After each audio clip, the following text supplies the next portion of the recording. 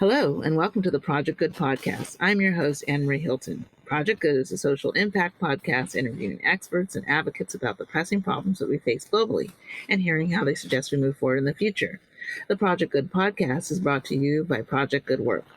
The goal of this podcast is to inspire people and organizations to develop a mindset that can move others to positive action regarding the complex social issues facing people on the planet. For June, we're focusing on the food revolution.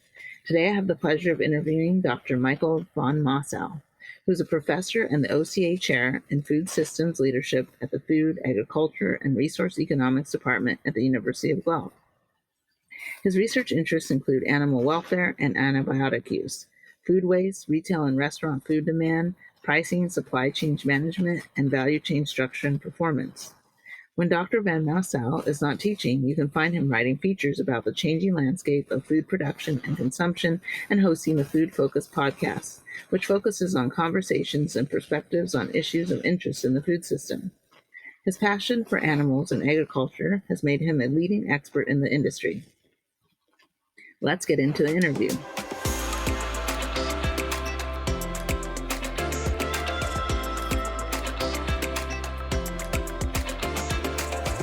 People worldwide have seen the rising food prices since the start of the pandemic, and now the war between Russia and Ukraine has exacerbated the situation, breaking family grocery bills and causing people to re-examine how they eat.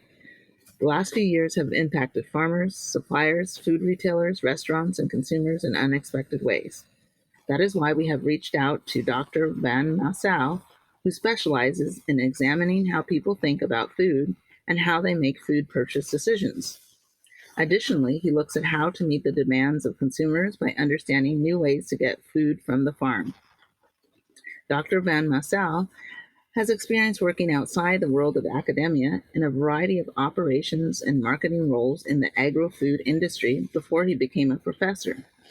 He speaks frequently about food waste, animal welfare, and shares about research projects he is leading. He has strong presence in the media and has written for the Globe and Mail and is often quoted on radio. Welcome, Dr. Michael van Massow. Thank you for having me. Thank you. And so before we get into the interview, I always want to know how people got to do what started doing what they wanted to do. So how, I guess, did you become interested in food? I know we all eat, but I guess what made you go this direction in your career and life? Well, that's an interesting question. I'm not sure I've thought about it that explicitly before. I was trained as an agricultural economist, and a lot of my original training looked at sort of production economics, how farmers make choices about what they produce. And that's where a good bit of my professional career was focused.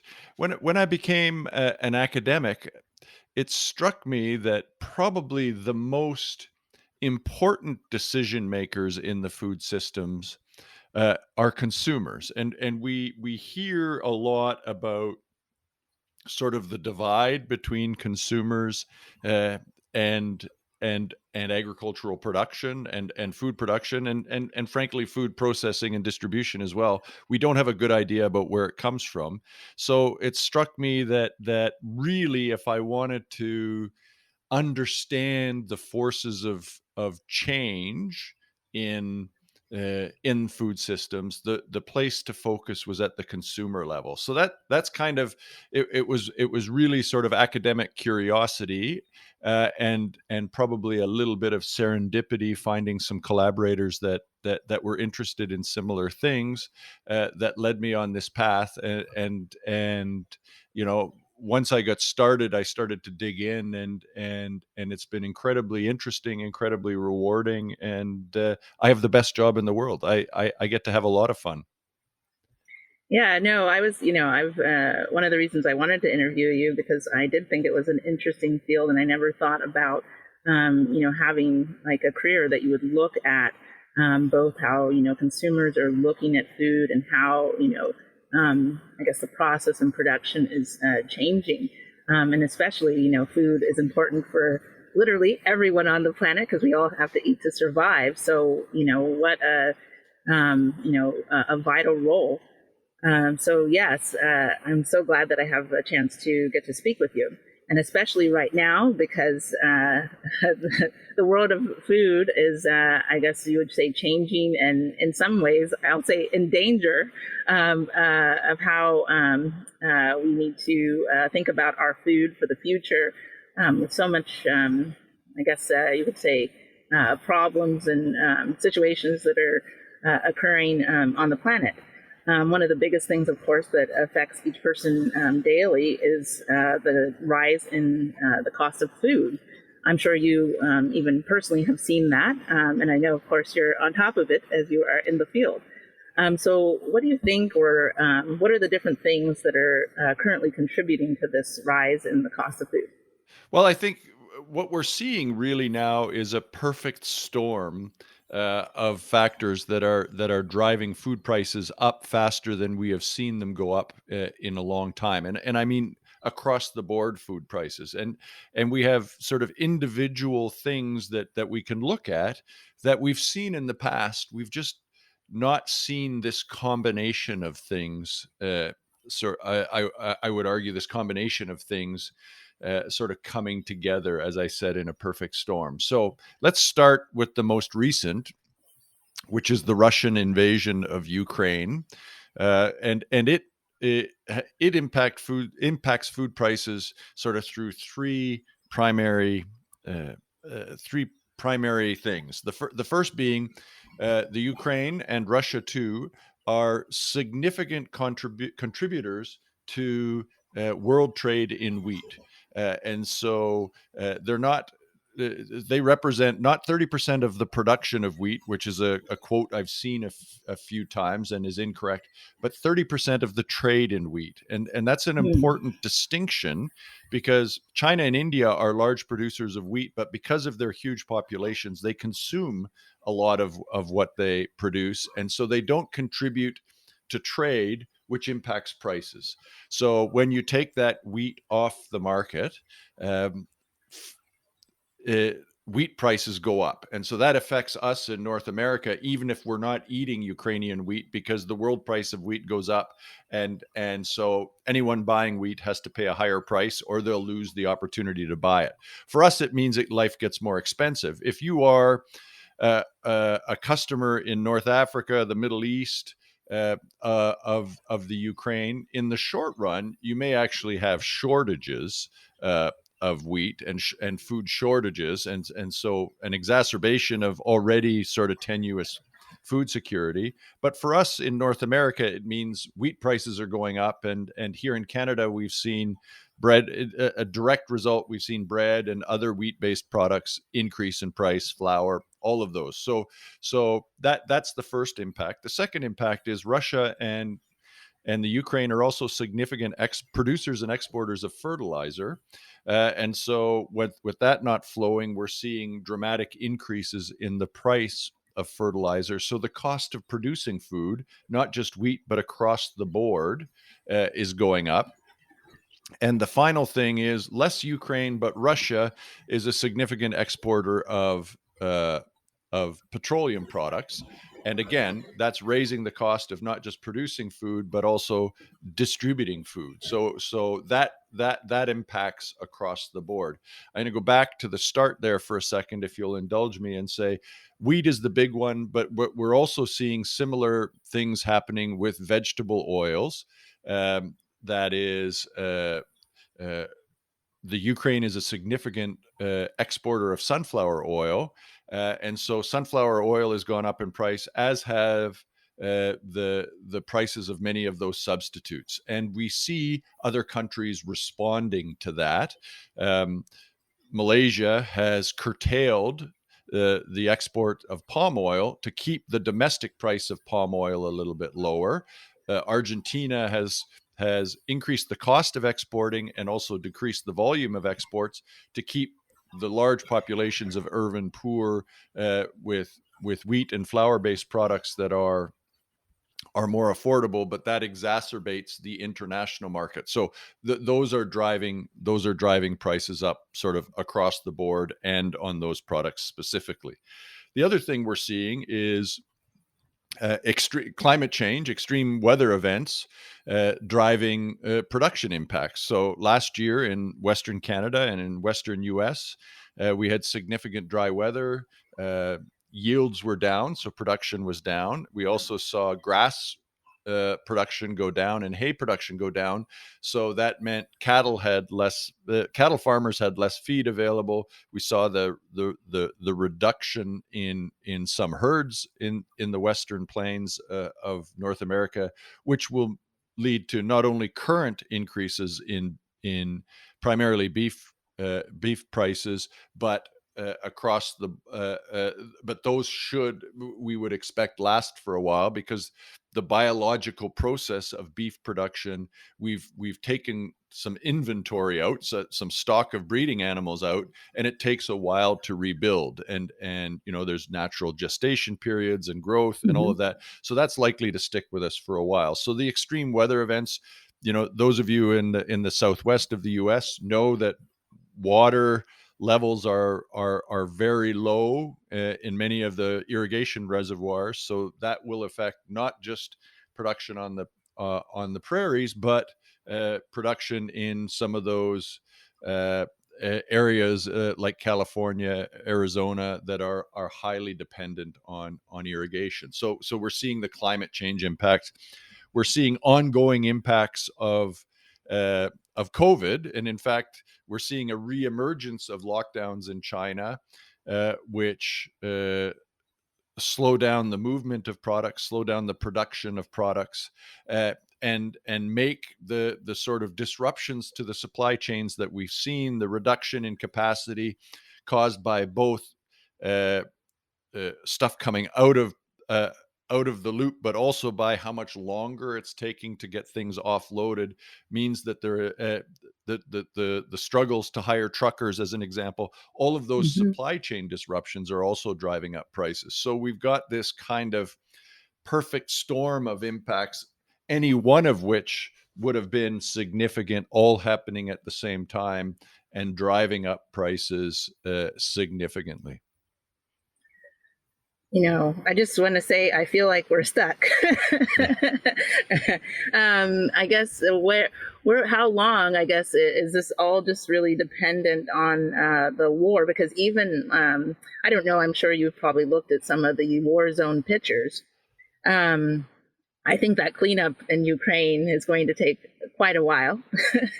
Well, Oh, go yeah, ahead. you're exactly right. It, this isn't this.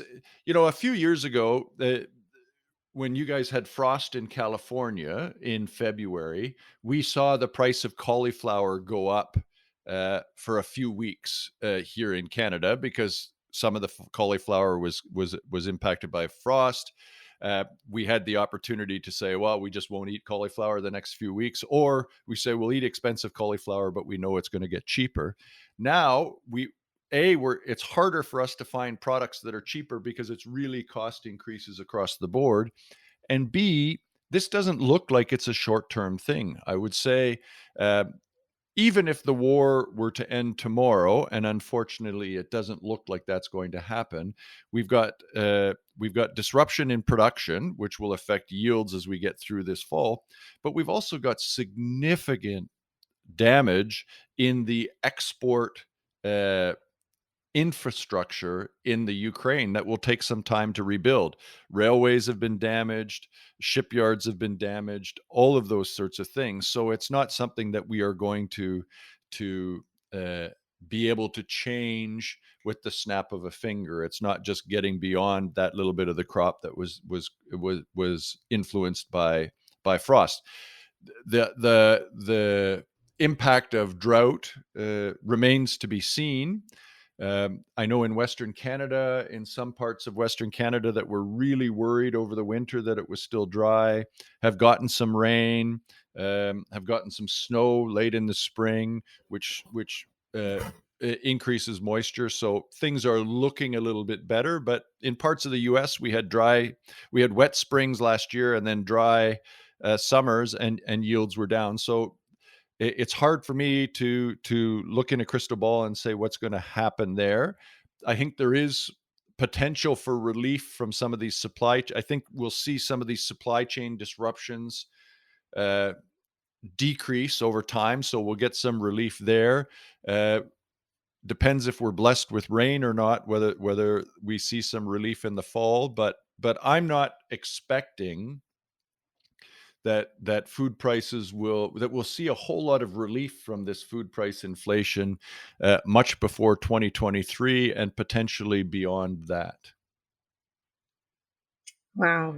I guess one of the things I've been seeing, just, obviously all of these things are interconnected. And I think that is, I'm just going to answer one of my own questions that I was going to ask, is that I think the pandemic and, of course, now with the war in Ukraine and Russia has really showed, I think, the world how much we're interconnected. And if anything, I guess 2020, as 2020 vision keeps opening our eyes more and more, it's time for us to wake up. So I guess that's leading me to this push. I'm in California, so California, is already a state that likes to push their health foods and green drinks and stuff like that already. But now, for I guess the general and even the global population, trying to push more to a plant-based diet. Do you think that's going to really save us from different things such as climate change? Will it help us, I guess, in the short term, because of the need for obviously livestock to eat grass and things like that, and then because of course, the natural gestation that we don't have the meat available. Do you think that's going to save us in this situation, or at least alleviate? Should we start pushing more people to be plant-based? That's what I'm seeing, anyways, in the grocery stores here in California. Is that even chicken, which used to be the cheap meat, is skyrocketed. And they seem to be pushing more and more of these veggie burgers and I don't know, soy-based foods and things like that. Do you think that is the way that people should start looking in order to, I guess, contribute to hopefully give time for, I guess, regrowth for the animals and everything, or is that really not going to solve the problem if we all switch to plant-based eating? Well, I think it's an interesting question, and I think there's a couple of things we need to think about there. Uh, Plant-based eating isn't necessarily going to cost us any less. So it's not going to provide us relief from these increasing prices, because the evidence, at least here in Canada, is that the plant-based alternatives are going up at the same rate that the animal-based protein products are going up. So that's so it's not about to provide us relief from price increases. We've had some areas of drought as well. So just as we have had issues with beef and with the cost of feed for chickens and hogs and other things, we've also seen yield reductions on lentils and peas and some of those sorts of things. And frankly, we have to make some adjustments, and that's where we get into what we started talking about, is people making decisions. So I think that there is a real opportunity to diversify our diet, and I think that most North Americans aren't ready to go entirely plant based, but I think where there's a real opportunity is to have an increased diversification in their diet. So rather than saying you should never eat meat, chicken, or pork again, we will say things like, perhaps you should eat it a little bit less. It gives you a more interesting and varied diet. It has the potential, depending on the circumstances and what you're eating, to provide some emissions relief. It has the potential, again, depending on how you're eating it and what you're eating it and how much you're eating, to give you a bit more balance and healthfulness in your diet. So I think that lots of people, me included, are eating less meat. We're probably overeating protein anyway, and diversifying my protein sources. So that's where I think people are going to make more of a difference, rather than changing whole hog.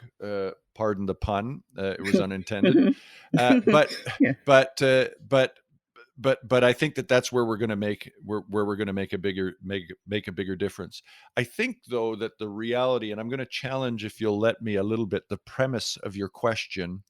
I think we often look for the silver bullet. I think we often look for the answer to issues that we have, and the truth is we have some big and pressing and complex problems, and that we will deal with those within the food system incrementally, and not say, well, everyone needs to eat plant-based, or we need to do this entirely. A, it's going to be tough to achieve, and B, there isn't a single answer. We see it. If we step back, we see the discussion from agriculture as well, saying, look, cars are much bigger emitters than agriculture generally, or animal agriculture specifically. Deal with that first. Or India and China are much bigger emitters than we are in North America. We should, if they're not willing to make a difference, why should we? And the truth is, we're going to deal with these issues incrementally, and we all have a role to play. And traditional livestock are looking at ways to reduce emissions from livestock. We're seeing things like uh, feeding cattle different things, uh, producing cattle in different ways, rather than with more pasture based, with sequestration. We're breeding differently, moving some people to increasing their plant based. um, we're seeing a rise of cellular agriculture, where we're going to these lab grown meats, or fermentation products that will produce food in different ways. I think that the answer is yes to all of these things, that will continue to allow us to make progress. But hanging our hat on one is dangerous. So. The short answer to your question is yes, we should all be eating a little bit more plant based. But if that's the only thing we do, we won't deal with the fundamentally larger challenges that we have as a civilization. Yes, and you mentioned one thing that I know has been a controversy for some people, especially in the COP26 when it came up about for farmers and cows and things like that. People were talking about climate change and how farms were, contributing at a large level for global warming. One of the big questions, though, of course, with all of the thoughts of lab based meats, and I think this is a perfect question for you. Are people interested? Have you seen people that are really interested in eating that? I know there's always the outliers that they'll eat whatever, but in general, have you found that people are, I guess, open to and I guess like to eat these lab based meats? Well, so I'll answer that in two ways. The first is, there are not many, but there are some products on the market. You can go to Shanghai. Well, you can't go to Shanghai today, because they're locked down. But when they're not locked down, you can go to Shanghai today, and for $25 US, get a plate of lab grown chicken nuggets. And so, if the price is right, I think that there are people who will eat it. I think there are some people who will be more nervous about it. There's a company there in California, Perfect Day, that is producing through fermentation uh, dairy proteins.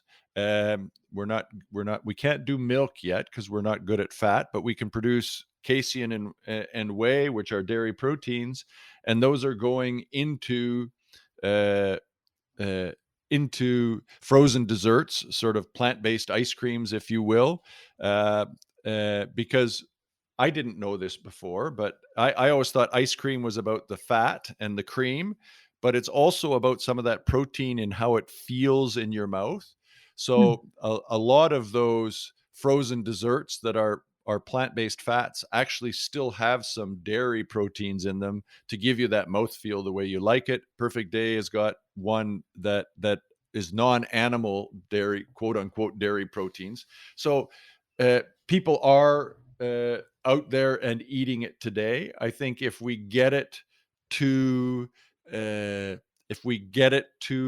point where it's economical, and I know there's a ton of research happening now, when we get it to the point where it's economical, there will be clearly be demand.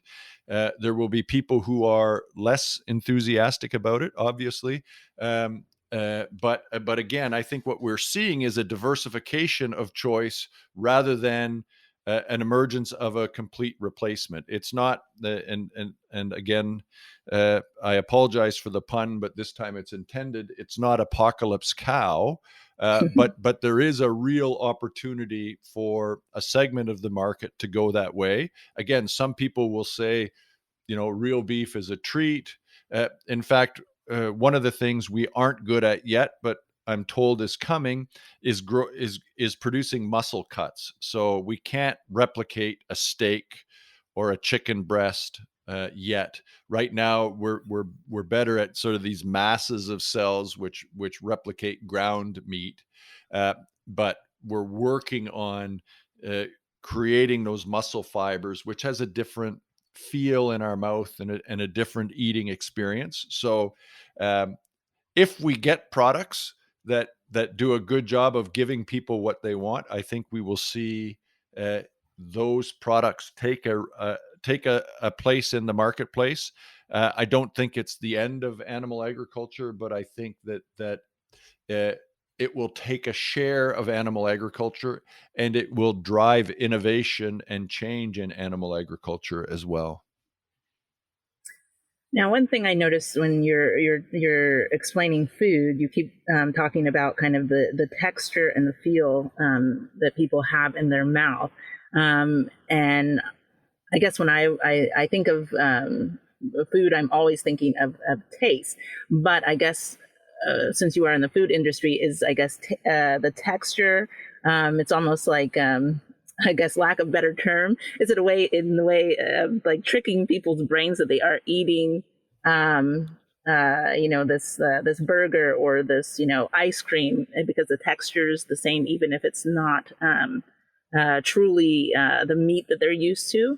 Is that like I guess an extremely important component when they're creating I guess these lab grown foods? Because I always thought about taste, because I think about taste, and then I think about one of my hesitations with lab grown meats and things is about nutritional value.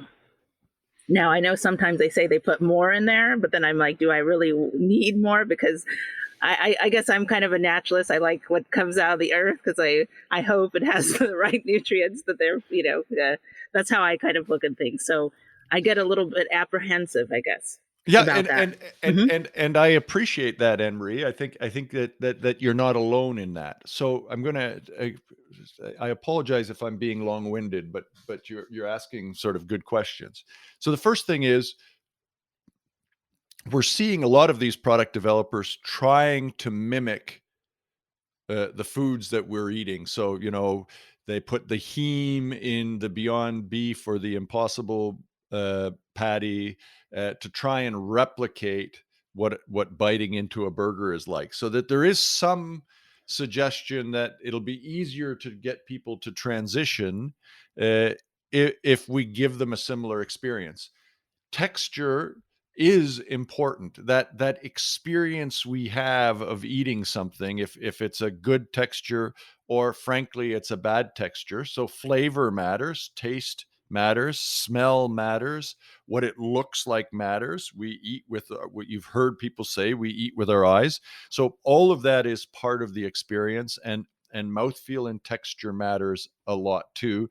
A lot of these products that have been coming into sort of be analogs, if you will, of our traditional products, have tried to make it easy to switch rather than uh, uh, by saying we're giving you something that's almost the same experience.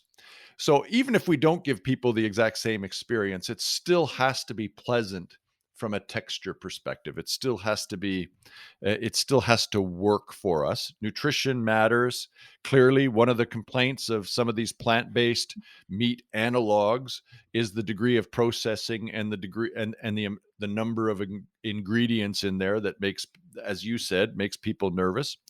Hmm. I think where we're really going to make a difference uh, is in helping people experience a greater diversity of foods, and saying, look, they're not only good for the planet, they're not only uh, good for your health, but man, it's awesome trying new and different things.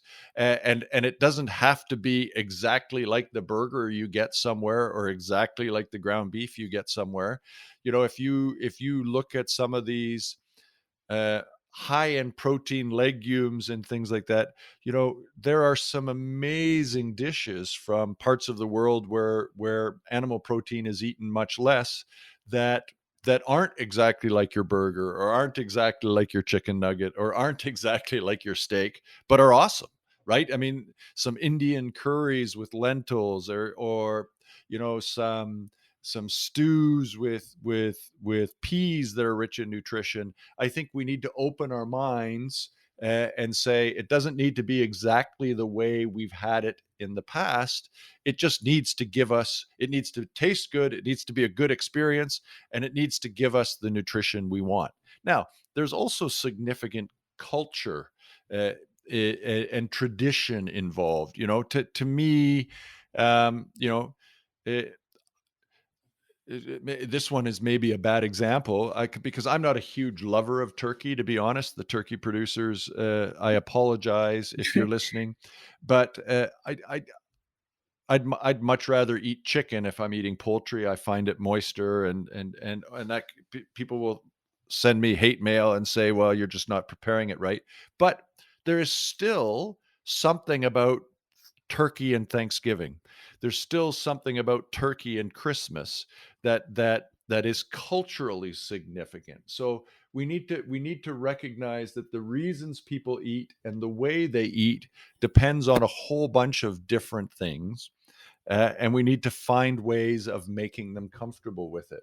I think if we're going to make a significant shift to plant-based, which is where we started, frankly, we are going to have to get to products that are different from what we're familiar with, and I don't think that that's a bad thing. It becomes a bit more difficult because you know at a time when our ability to prepare food is going down, our food literacy, our food skills is decreasing.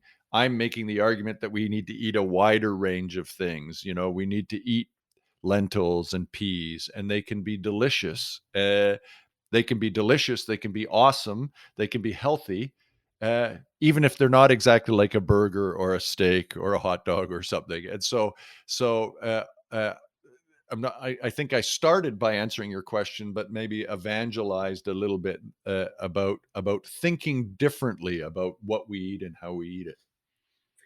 Yes, but I like where you were going, because it's an article I read some years ago, about expanding.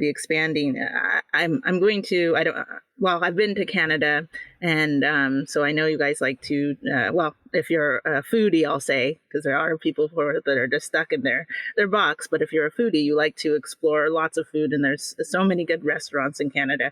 I could eat all day, all week. Yeah. It's delicious.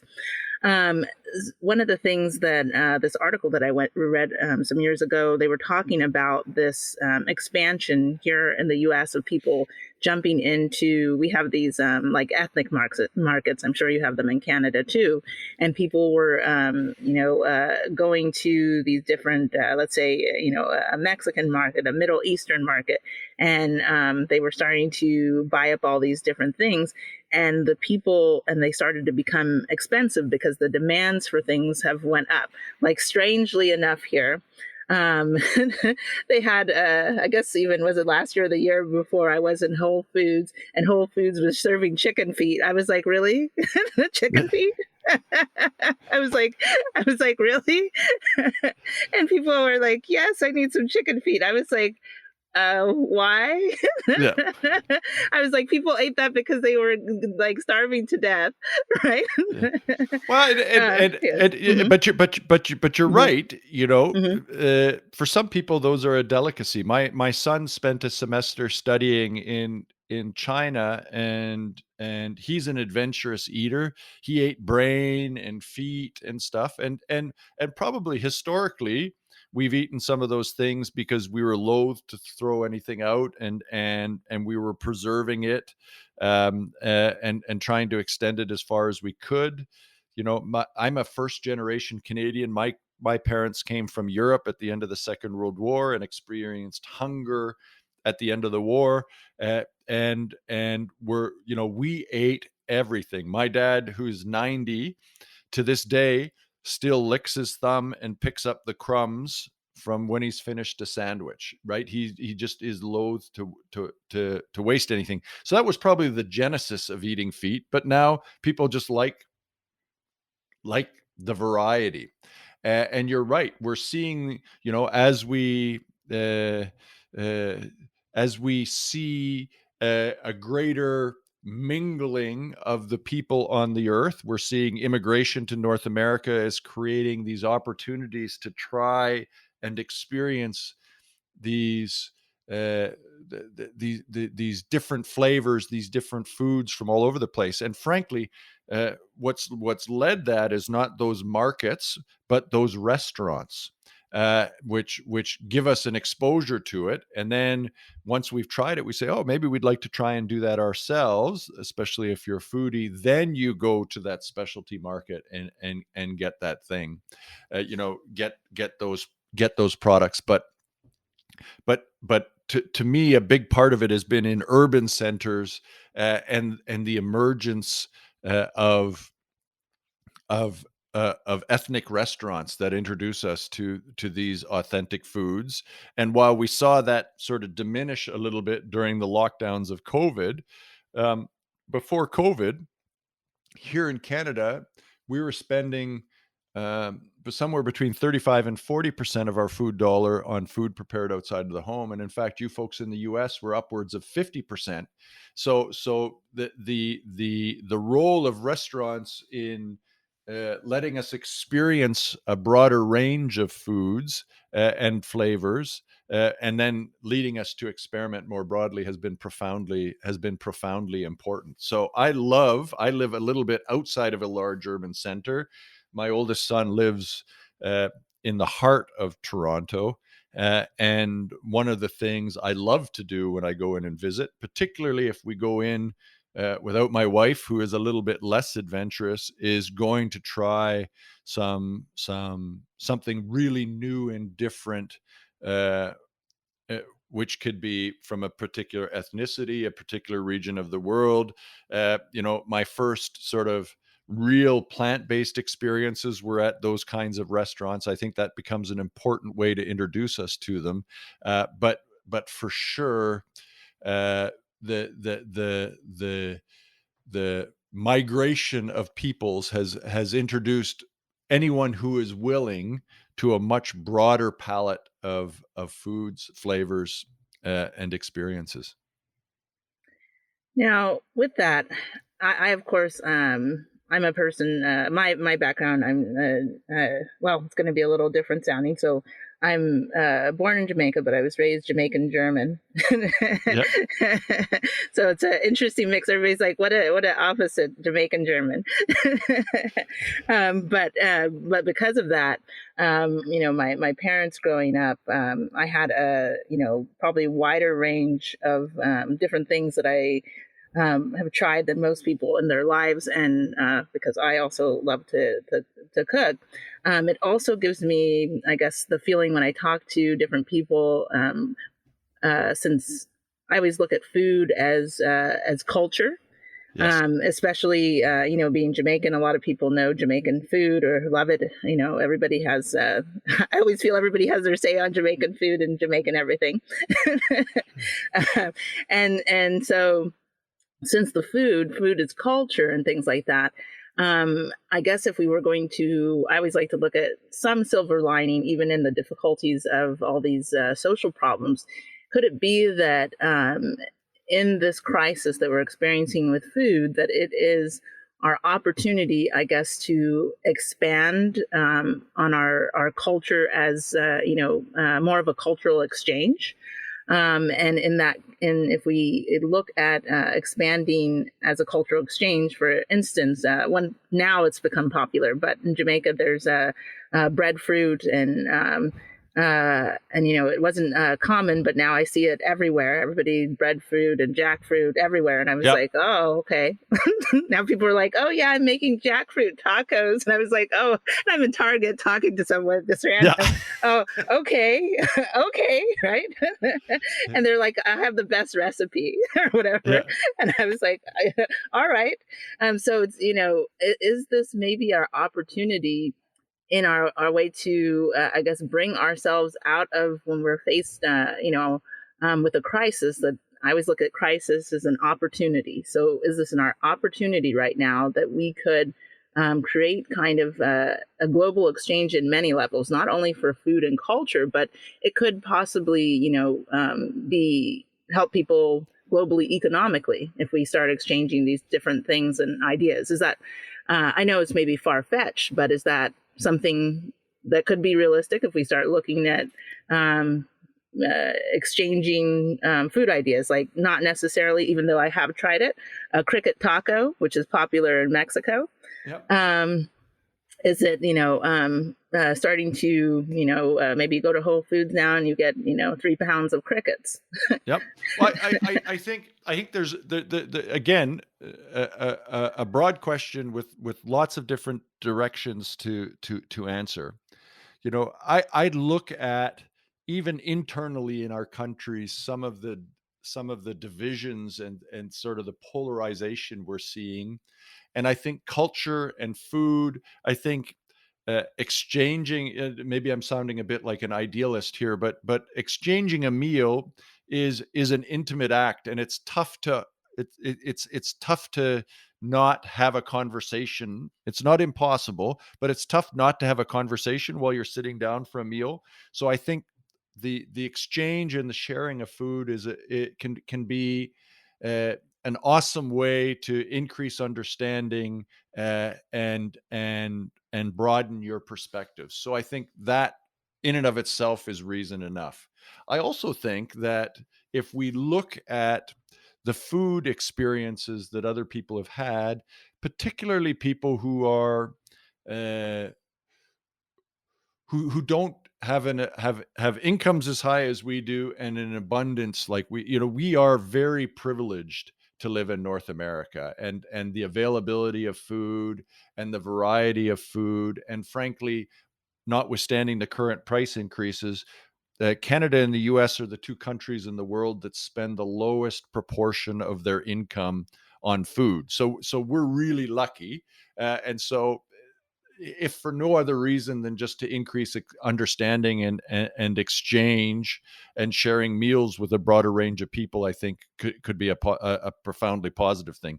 But also some of those examples you highlighted, um, you know, uh, African countries have been eating insects for millennia, because there hasn't been an abundance, and it is one of the options and one of the ways of getting protein. For religious reasons, Hindus don't eat uh,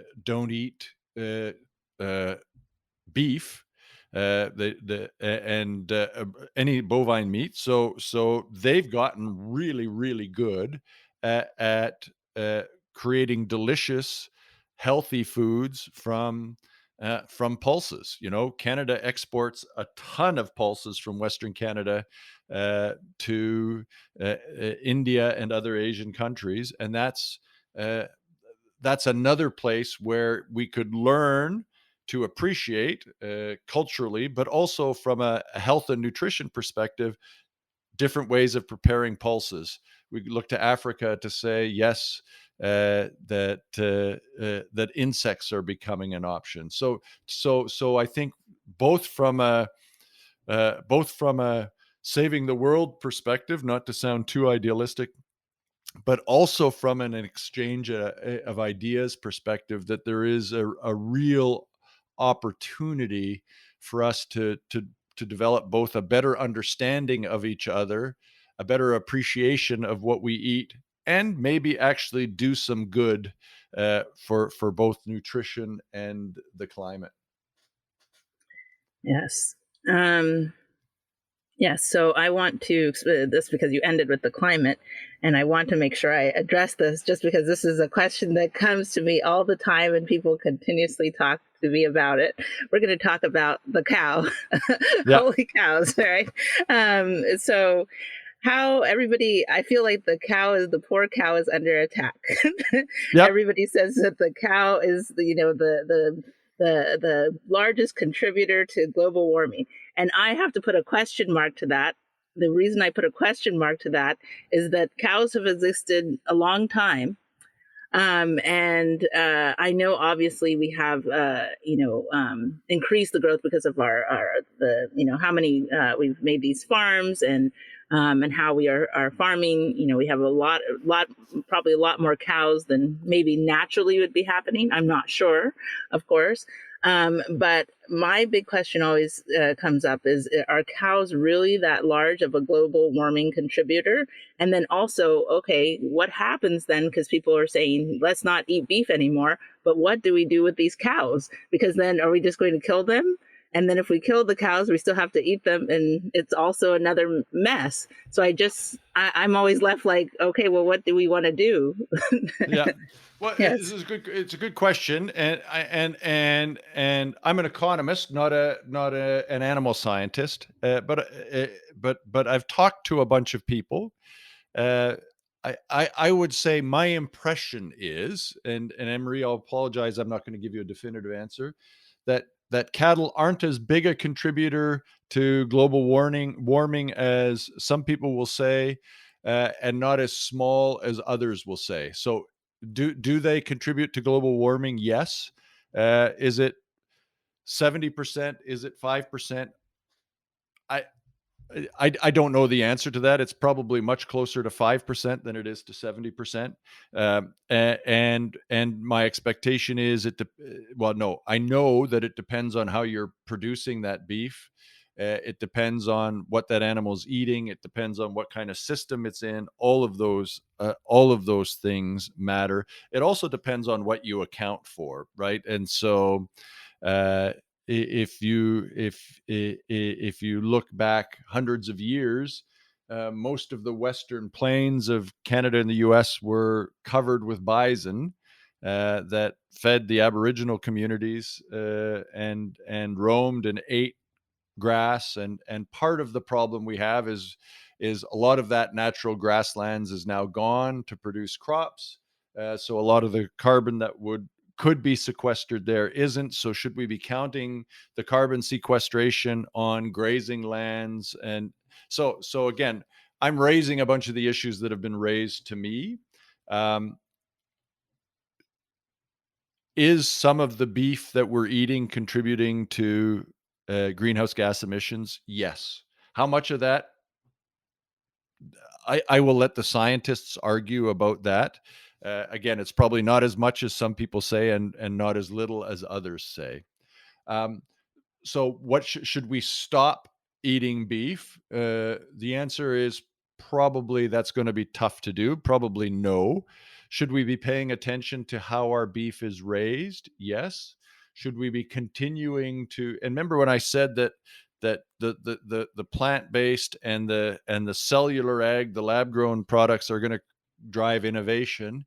Mhm. That there will be, there are a bunch of really smart people looking at breeding animals, feeding animals, uh, in ways that reduce their emissions. And so I think that when we look back in 20 years, we'll say, beef has a much smaller footprint than it used to.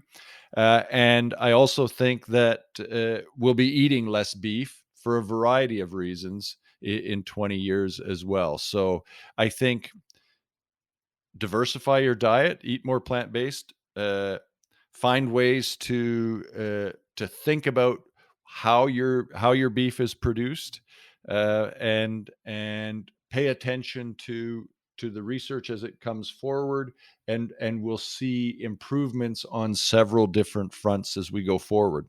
As for if we decided to go to zero beef, and cattle are like humans. They're mammals. They don't live forever. And so if it wouldn't be, so, we wouldn't be able to stop eating beef tomorrow. But if as a civilization we said we weren't going to eat it anymore, we could sort of wind things down over a number of years, and not have domesticated beef animals anymore. I don't think that's where we're going to go. I think for a lot of reasons, but I think we do need to pay attention to lessening the footprint of the animals we do eat, and perhaps diversifying our diet so we eat less of those animals. Yes, it's good to hear someone say that the cows can stay. um, I'm so I'm yeah. a committed Anne Marie. I'm a committed omnivore, and I Hmm. am eating less beef, partly Hmm. because I'm getting older, partly because I'm diversifying my diet. But I still have to be honest that I love a piece of steak done on a good barbecue with a little bit of Cajun spice on it, or when I'm being super indulgent, a nice piece of steak with some melted blue cheese on it, as I finish it on the barbecue, and I eat that with a clear conscience, and so Hmm. I think that, yeah, we need to pay attention. We need to eat mindfully. We need to continue to find ways to do this better, but I'm not sure that again, to go back to my horrible pun, that it's apocalypse cow anytime soon. Yes, yes, yeah. Because it's yeah. I had to ask that question because it's been really bothering me. I'm like, it's called livestock for a reason. Yeah. So, um, speaking of livestock and a role that cows play, I don't do any uh, farming now, but even though I was born in Jamaica, I'm from the countryside of Jamaica, so I had there were farmers in my family. So, cows were, of course, valuable because of helping add nutrients to the soil. Yep. And right now, one of the big things, or it's predicted, I of course am not an expert, but just this is what I've been reading, is that by like 2045, if we continue doing everything that we're doing currently, we'll be close to our last harvest, and things will be even worse than they are now. We might be, fighting for an apple on the streets. Hopefully it doesn't. I'm like, I hope it doesn't get to that, because I thought this would be happening in like, uh, maybe the year like, 20, 21, 50 or something. Yeah. Like I thought I would be like dead and gone, but I was like, I might still be here actually.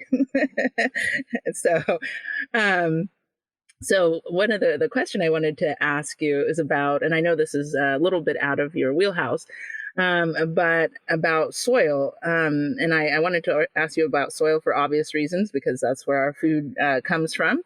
And so is soil, have you seen that it's in danger? What have you been hearing about soil? Should we really be concerned about soil, or is that just people saying something? No, I think there is a real issue there. I'm going to, Anne Marie, do some shameless self promotion, if you'll indulge me. Is I Because I didn't know a lot about it, I spoke to someone who is a soil expert on my podcast and did 2 episodes. So if people want to hear the foundation of what I'm going to spend about the next 2 minutes talking about, they can go listen there. Shameless plug. Um, but there are.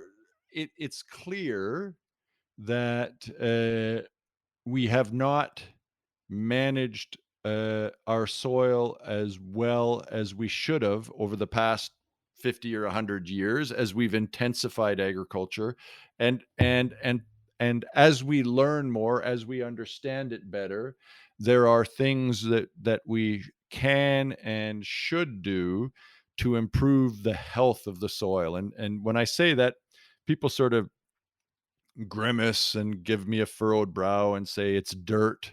What are you talking about it? But uh, these are soil is a dynamic ecosystem, and there are lots of bacteria in there, lots of small microbes. There are, we've got the plants that grow on there, the animals that live under there, and we've got this sort of delicate balance that in some areas of agriculture we've disrupted and has made our soil less productive than it can and should be, and so it's clear now that progressive farmers are paying attention to that and saying, uh, I, to me, sometimes the S word is dangerous, sustainability, because it is so overused as to be Mhm. meaningless. Um, but we need to think about what that land will produce tomorrow and in 10 years and in 20 years, and not just what will produce this year. And we need to manage it. I teach in a business school. We need to manage it like an asset, and not deplete it. And so we are getting better at it, and we're doing things like cover crops. We're doing things like smart rotations. We're getting away from the monoculture that we saw emerge as we pushed to greater and greater production. So uh, soil is at risk. I think we understand that it's at risk. I think that a lot of people are uh, working on things that will improve the health and productivity of the soil, and we continue to learn more. And so, uh, while I think we need to be vigilant, I don't think we need to be concerned, because we're understanding it better every day, and we're making sure that we uh, that we do things that are smart and in the long term view. Now, where that's an issue sometimes uh, is in developing countries, where we're just Mhm. trying to produce enough to eat, this year. And so what I think we need to do is apply the research and learning we're doing in the developed world to some of those farms as well, so that we raise the ability for them to produce food today and for them to produce food tomorrow. That we have a sustainable uh, food production system that allows these people to thrive and survive. Yes, it's interesting you bring that up. I have a prospective client actually that is out in the area of Nigeria, and he was talking. And his project is about farming, and he was talking about the use of over fertilization, if that's a word, I guess, Mhm. of people using too much fertilizer, and then what is happening because the ground there, obviously. Those countries, they've been around for a long time, and they're using continuously using the same land. I'll just say, like, the land, for lack of a better term, gets like burnt out essentially, Yep. and the nutrients are no longer there. And so then what happens is that what they are experiencing is that they get different sponsors, different countries. They send them fertilizer, and they say, oh, you just need to use fertilizer, and they just pour on the fertilizer. But what happens is then the fertilizer, of course, goes into the ground, goes into the plants, and then the level of fertilizer or whatever is inside the fertilizer gets into the plant, but it's at levels that are rather toxic, right? Because the ground doesn't have the ability anymore to, I guess, absorb it and pull from it, or whatever the ground is doing. I'm Yep. assuming that it's filtering it. Um, not understanding, everything that's going Well, on yeah, in the and earth. and and But and yes. there and there are characteristics. Organic matter allows the soil to hold those nutrients more so that they're not leached away. So, and again, I'm not a soil scientist, but I know enough to be dangerous, Anne Marie. Mhm. If we don't think about the health of the soil and just say, oh, we can just fertilize the hell out of it and that'll make up for what we don't get out of the soil, that's not going to work. We need the structure of the soil, we need the characteristics of the soil to be such that it can translate and transfer those nutrients to the plants. And we haven't done a good job of that in North America. In the developed world, we're starting to do a better job of it, but but but sometimes when we are looking at subsistence farming, uh, it's harder to take that long-term view if you're just trying to survive for the next few months.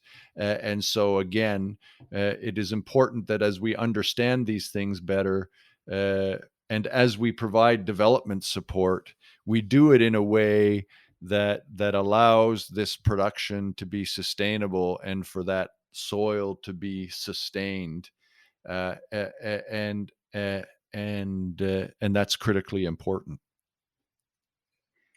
Yes. Yeah, I wanted to bring up soil because, I guess pun intended in some way, but it's our starting on the ground, our baseline to Yeah, have food for it's from, for we've everything from plants to animals.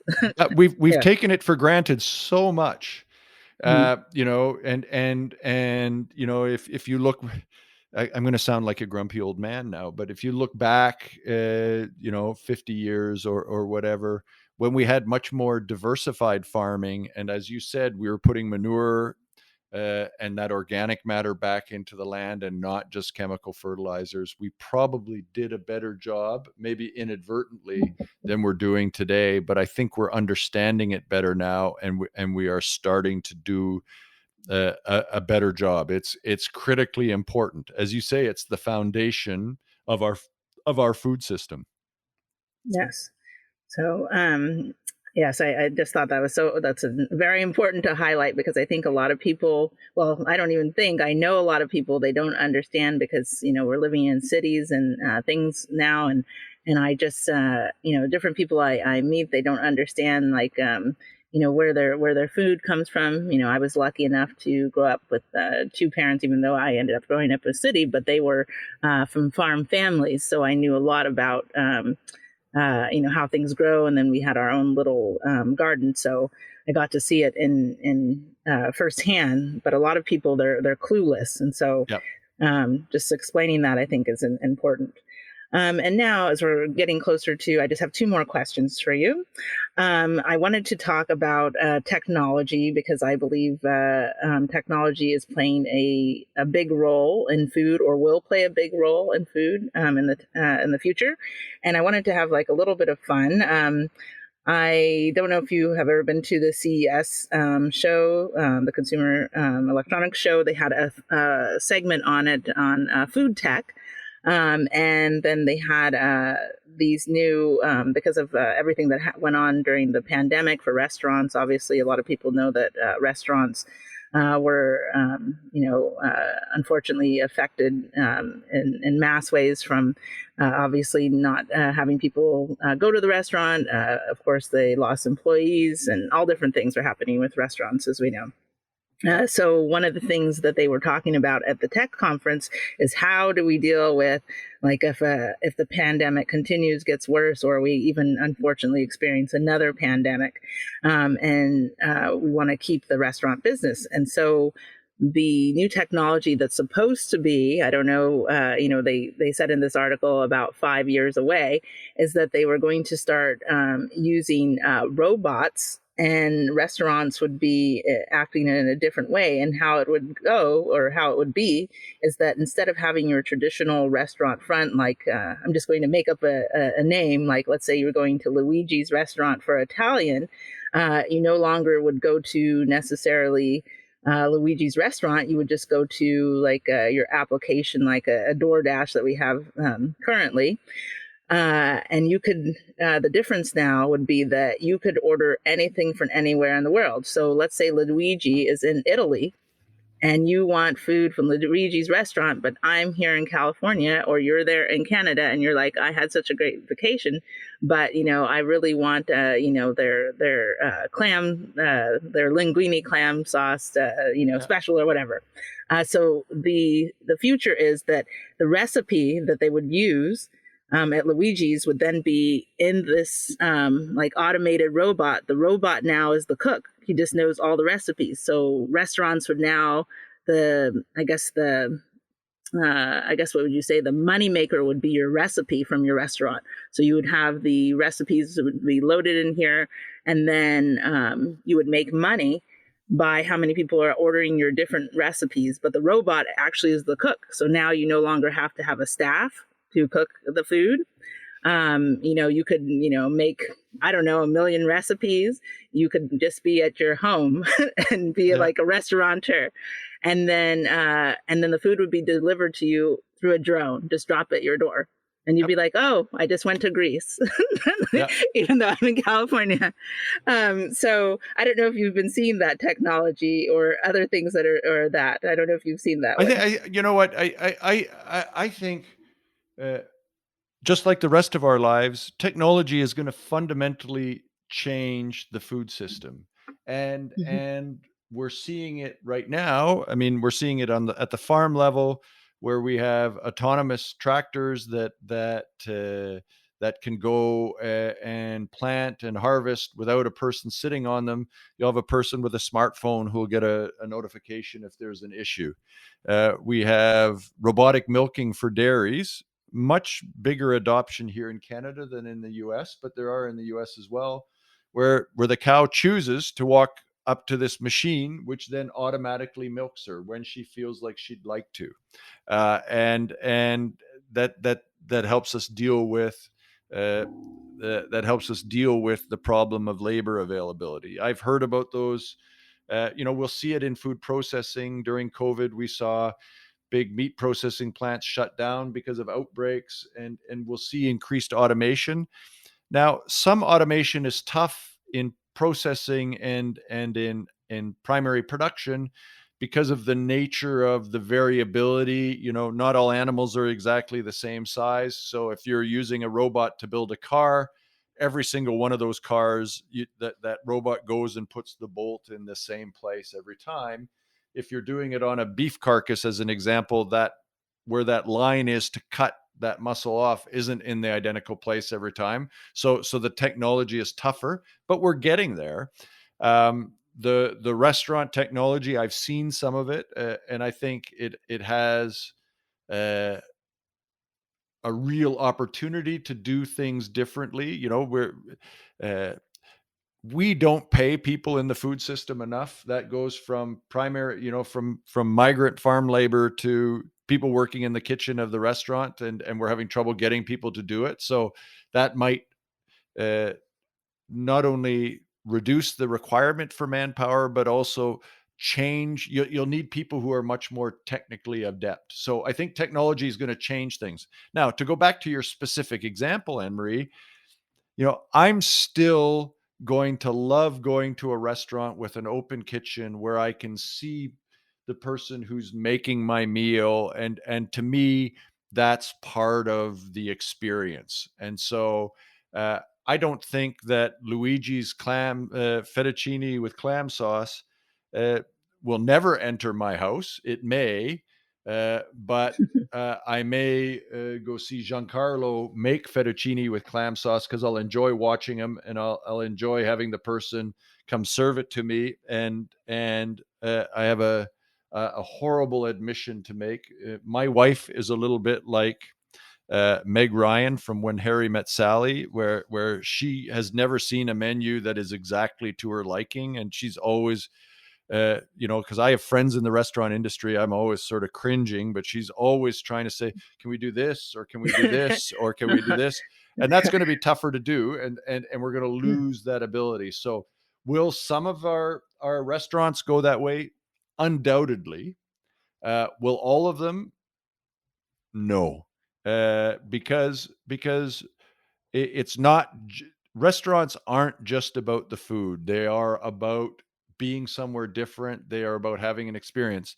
Not everyone wants to sit at the end of the bar and watch the open kitchen, but some of us do. Some of us like to be, like that interaction with the server. Others of us couldn't care less and just want to get that food delivered to us. So, will it provide an opportunity for a different experience and to get food to your home in a different way? Without a doubt. But it won't. It Like I said with to your first question, it isn't. It isn't the only future of food. It is part of the future of food. The other thing that I think we've lost a little bit, and has become obvious through the pandemic with the rise of delivery.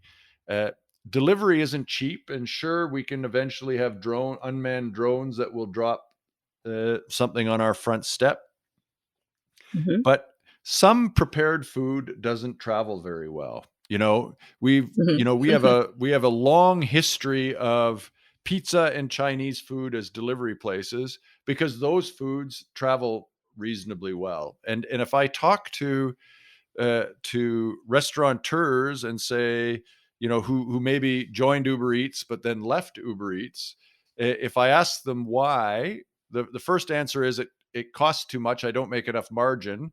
There's the old adage: I have good news and I have bad news. Uh, Hmm. the bad news is we're losing money on every unit. The good news is volume's up. And so, if we can get more customers, but we can't do it profitably, that's not going to work for restaurants. So the delivery model, we as customers need to be willing to spend a little bit more, I think, for that to work. And the second reason they give is, uh, you know, I lose control of my customer's experience with that, right? If you have a nice fettuccine with clam sauce, uh, that gets plated or put in, a styrofoam package at a restaurant or a ghost kitchen or whatever, and it then takes 35 minutes to get to your door, and then it takes you 10 minutes to it's not as nice as it would have been if it came through the pass at the restaurant and showed up at your table. So I think delivery and technology has a future, but it's not the only future. Hmm. Yes, I agree. I like going to the restaurant, especially after being locked up for a few years. Oh, it's amazing, isn't it? Just I the was so electricity of excited. having people around, and Yes, yes. being able to ask which beer would you recommend or which meal would you recommend, and then I'm a fan of open kitchens and watching people make it. There's Hmm. something there's something to that we lose if we automate too much. Yes, I agree. And my final question for you, this is more of like a global question, but how do you think society has become a reflection of the saying, you are what you eat? Well, that's a great question. Um, uh, I think if you look, there's a couple of ways. Again, you ask these great questions, and I'll answer it in a couple of ways. Uh, I think that if you look at the combination of the increase in convenience food, uh, the fact that we're spending a bigger proportion of our money, our income on food prepared outside the home. And a lot of that is, I mean, don't get me wrong, there's some great quick service restaurants, there's some great fast food, but we tend to eat this convenience food. We've driven down the cost by, cheap flavor enhancers, our fat, sugar, and salt. So we're eating less healthy. And I think we're seeing that in health outcomes. We are what we eat. We weigh more than we've ever weighed as a society, North Americans.